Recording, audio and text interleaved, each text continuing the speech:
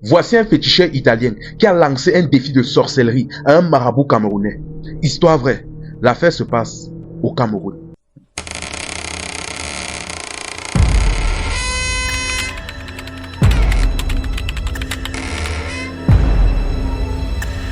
Avant de continuer la famille, likez et partagez la vidéo au maximum, que cette histoire puisse toucher le plus de monde possible. L'affaire s'est passée en 2017. En cette période-là, on avait lancé la construction d'un grand pont qui devait joindre les deux zones Kribi et Ebolowa. En fait, c'était une sorte de transporteur.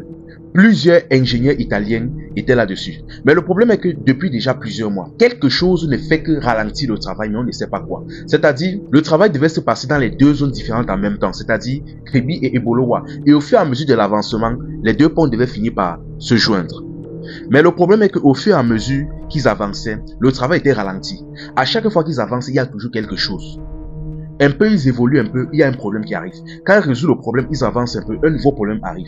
Ainsi de suite, ainsi de suite. Les ingénieurs italiens étaient dépassés, ils n'arrivaient pas à comprendre.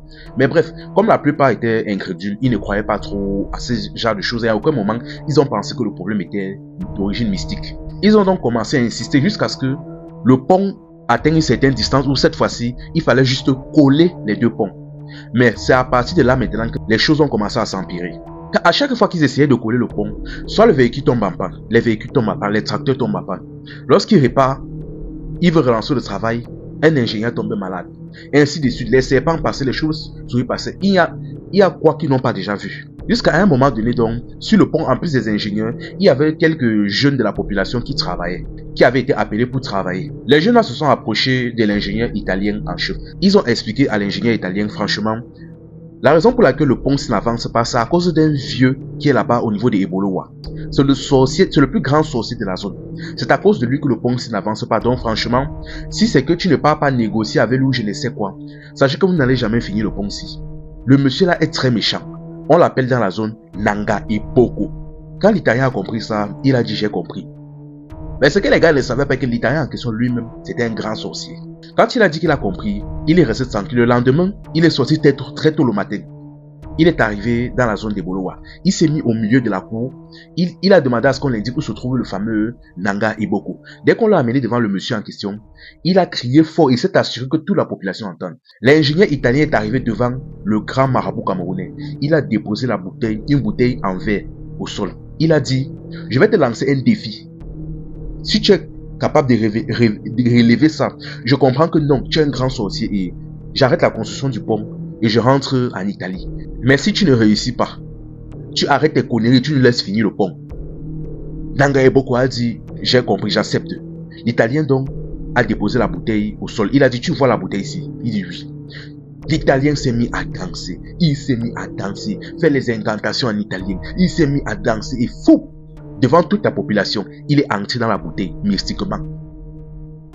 Et à l'intérieur de la bouteille, il s'est remis à danser en faisant ses incantations. Poup, il est ressorti de la bouteille devant toute la population. Les gars ont crié. Quand le marabout camerounais Nanga Eboko a vu ça, il s'est mis à parler, il s'est mis à le gronder en patois local. Mais ça c'est quoi ça? Donc c'est à cause de ça que toi tu viens te mettre devant moi, est-ce que tu te vantes comme ça? Il dit que mon ami, je vais faire ça, et quand je vais faire ça, après toi à rentrer au pays, et arriver là-bas, dis à tous tes collègues que tu as trouvé plus fort que toi. Vous savez, les marabouts ont l'orgueil.